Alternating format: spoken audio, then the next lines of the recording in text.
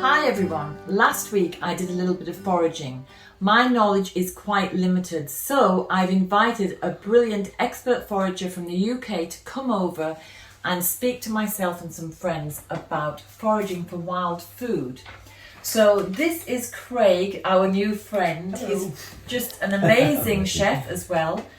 And he is going to bring us out and teach us how to forage for seaweeds and mushrooms and other plants that I know are there as foods, but I'm not able to recognise them, and I certainly don't know how to put them into an amazing dining experience, which is what Craig does. So Craig, tell us what you've brought with you to prepare this feast that we're going to enjoy. Okay, yes, I brought a range of things from various seasons and in various stages of, I suppose, production in a sense. So it's what I really love about wild foods and the different seasons that you get. So, you know, like for me, spring is very much about like the wild fresh greens and making like really lovely salads and soups and what have you. But then these things that you can be picking in the springtime, which you can then be preserving for adding to dishes at a later date. Yeah. So given that we're in autumn, I mean, a lot of my stuff is kind of like, I suppose, late summer, autumn time. Mushrooms are featuring heavily. Yeah. So I think we should start with the mushrooms. I think we should do with that. So just look at that. So Four Wild Seasons was started in 2017, and it was off the back end of me teaching under the guise of Edible Leeds from 2012. So Edible Leeds is very much sort of my teaching arm, where I take people out into coastal environments, woodland habitats, meadows and pastures, and kind of like teach them about the different seasonal ingredients that they can pick and what they can do with them. And then in 2017, like, just felt like the universe was kind of like prodding me and pushing me. It was going like, come on, do it. And so, yeah, I kind of ventured forth and set up Four Wild Seasons, which is specifically a wild food dining experience. So it kind of brings everything full circle, and I can then put food together in the way that I want to do to then serve to people to, again, infuse them more and actually show that there's more than, you know, there's more than just picking, say, a wild garlic leaf, and there's things that you can do with roots and seeds and nuts and berries, and you can process them, and yeah, you can kind of get all these methods and infuse it all, really. But you are also a chef, so you create this dining experience, and I cannot tell you how the tiny samples I've been allowed so far before we have our feast have just... She's free to eat whatever she wants. It's just blown my mind. It's incredible to think that there are so many amazing taste experiences just out there waiting to be had. So what do you think it's important that people should get to know the wild foods? I see wild foods as being a missing link in current global food systems and national food systems. I also, so if I look at food systems at the moment, there's a lot of harm that comes from those food systems, and there's a lot of input from humans in the way of time and energy and machinery and compaction of the land, really. And the chemicals as well. And I look at the nutrition aspects. So, you know, we're kind of denutrifying soils, which means we're denutrifying foods, and yet wild foods are kind of, they just look after their own, don't they?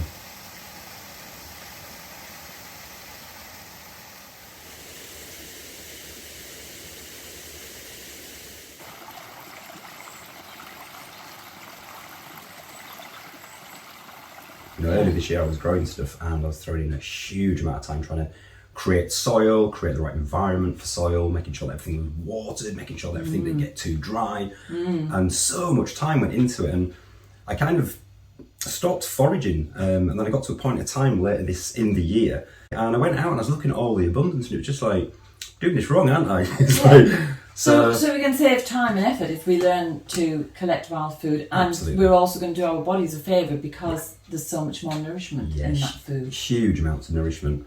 And again, I kind of see it as a window into culture, kind of our past and our culture, and you know, it's so much more than about a meal at the end of the day. But obviously, that's kind of like the main focal point with these wild foods, sustaining health, but at the same time, it's this thing of like thriving or surviving. And actually, I feel that with wild foods, and if we shape the current food systems in a way that is more mindful and beneficial to nature. I think we will thrive as opposed to just survive. Yeah, thriving is much better. And I think for me, if you go out into the wild and you're looking for some food, you're going to make sure that that little area doesn't become polluted and litter strewn, and Absolutely. you know, that people begin to say this is an important part of our neighbourhood or community because there's food there. And I just was wondering, I know from my own experience that if I go into a city, I can find medicinal weeds everywhere. Mm-hmm. What about people who live in towns and cities? Can they access wild food as well? Absolutely. So I mean, I'm from Leeds. Like, you know, it's a huge city, and we've got so many green spaces. Don't get me wrong, there's a lot of buildings there, but we've got a lot of parks and woodlands, and we've got little green fringes, and then you've got people's gardens. And you've got derelict sites. You've got everything: greenfield sites, brownfield sites, gardens, wonderful parks, and again, there's a huge diversity. There's a huge plethora there. You know, it's. Yeah, it's really rich hunting grounds. A lot of people seem to think that you do have to head out to the countryside. But again, you head out to the countryside and suddenly you hit agriculture fields, fields of monocultures, you know, and wild plants, weeds, as they say. They're not allowed to thrive there. They're not allowed to be there. And so actually, they're very nutritional. Yeah.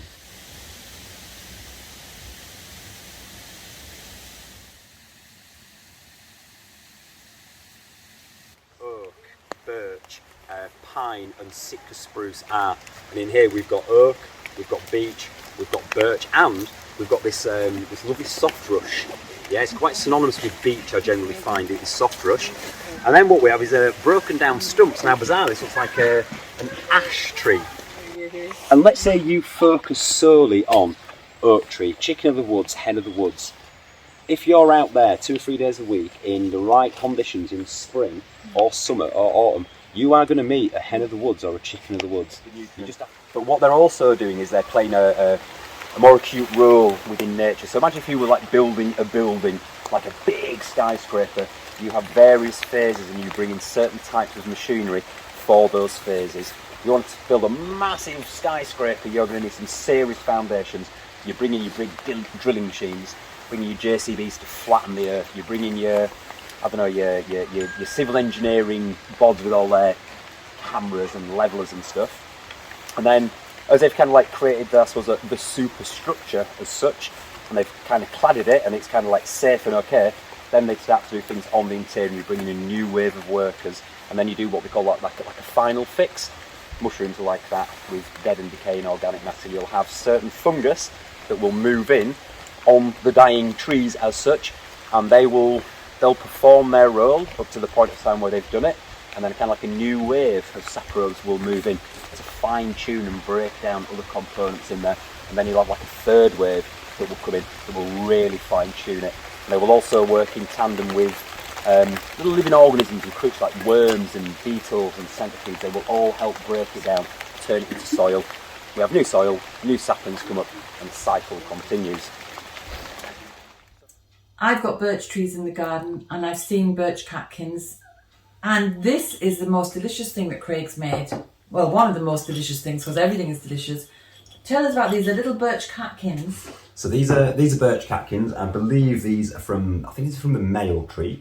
I gathered these in, I think it's about May or June or something, and it's quite late in the season.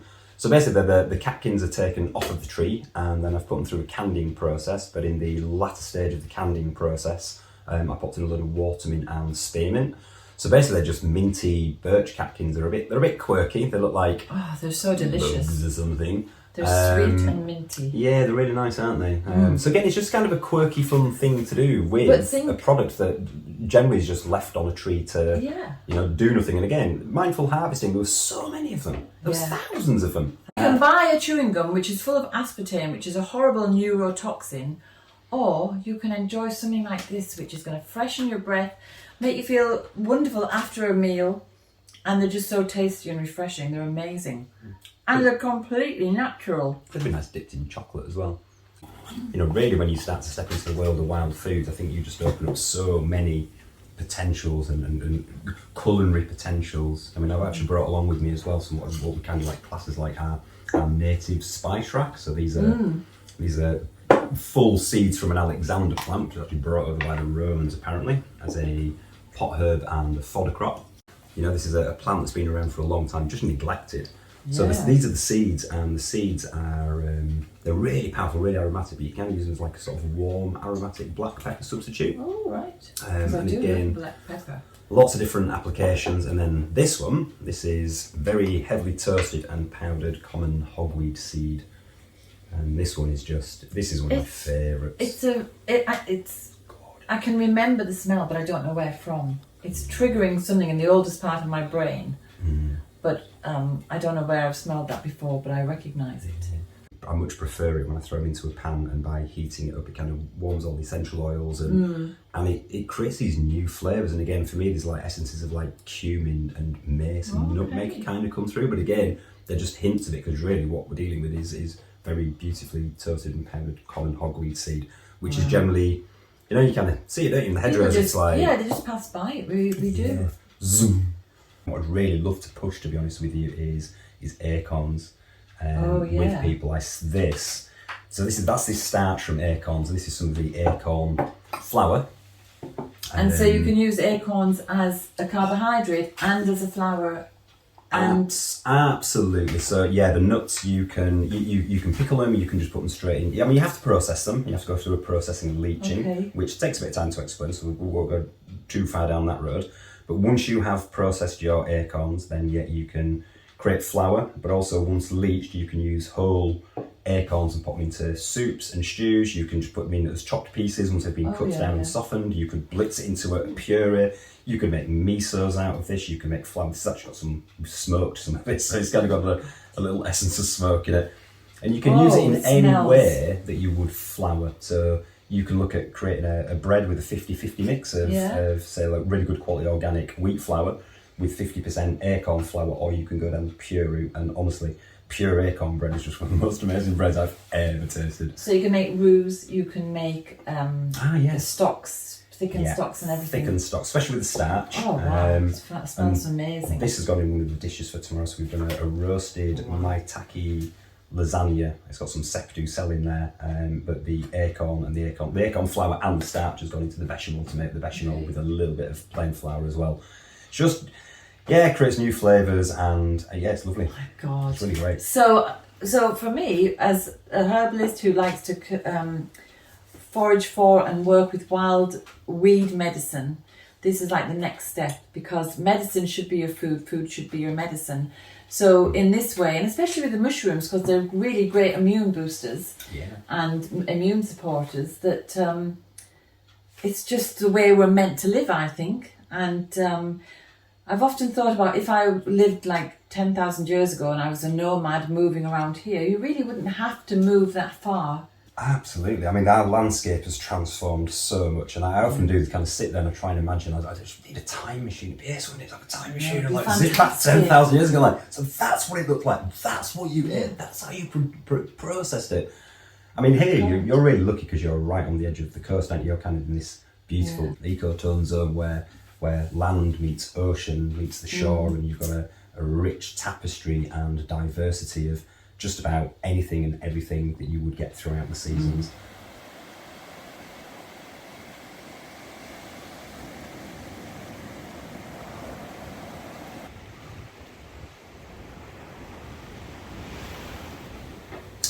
So if we look at modern day indigenous peoples around the world, let's look at them, say 200 years ago, when we were first setting off, whether it was to America or Australia, and you look at the Aboriginal indigenous peoples of those countries, and how old their elders actually lived to. A lot of people used to say to me, hunter-gatherers, it's like, you die when you were 40, and I'm like, seriously, what, based on a few skeletons that we found? Sorry, but these people, their ancestors as well, and they've been living that same way, and they're living till like they're 100, 110, 120. It's, I don't necessarily know if we've got all the right, correct information that's being fed to us. I think that's an important feature too, because I think our early ancestors who were using food like this, they were getting so much nutrition for the brain, they were able to solve problems, overcome challenges. Now, what do? We just rely on our smartphones, which are actually dumbing us all down. If we were out in the fresh air, in nature, walking barefoot, eating wild foods, we'd be heroes again. So wisdom and knowledge for me is gained through practical application and experience of things, and we have surrendered a lot of our systems, how we used to gather foods or even growing foods. Not many people grow foods this day, and we just put our trust in these systems without really truly understanding what these systems are. But at the same time, we don't truly realise what we're losing by disconnecting ourselves from these processes. But fortunately, there is some kind of turnaround because you are busy all the time with your Edible Leeds courses. Mm-hmm. So obviously there is a renewed interest in this kind of thing. People are beginning to realise that you cannot live on this denatured, processed, dead food if you want to remain healthy. And I just think it's a beautiful blend.